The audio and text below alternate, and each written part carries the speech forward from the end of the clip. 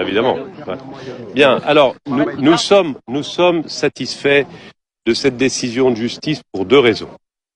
La première raison, c'est que, comme vous venez de le dire, il y a eu une condamnation pour diffamation. La diffamation, c'est un délit qui est lourd, c'est un délit qui marque l'abus de droit de la liberté d'opinion, et il fallait qu'il fût condamné, et il a été condamné.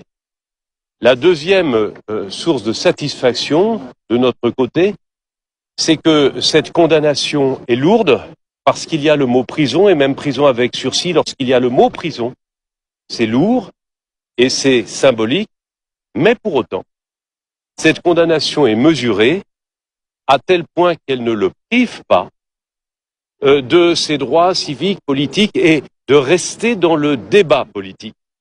C'est-à-dire que les juges n'ont pas rendu une décision politique, les juges ont rendu une décision judiciaire. Quel est le rôle du juge? C'est d'apaiser les choses. Et si la décision avait été trop lourde, eh bien, c'était la ville qui s'enflammait, le pays peut-être aussi. Et le débat politique qui risquait, comment dirais-je, prendre un virage nouveau. Aujourd'hui, les juges ont respecté la continuité et la liberté du droit de chacun de s'exprimer, mais ils ont mis les limites.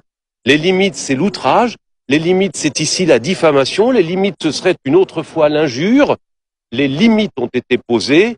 Donc bravo à la justice, bravo à la démocratie et bravo au débat politique de pouvoir continuer avec des limites grâce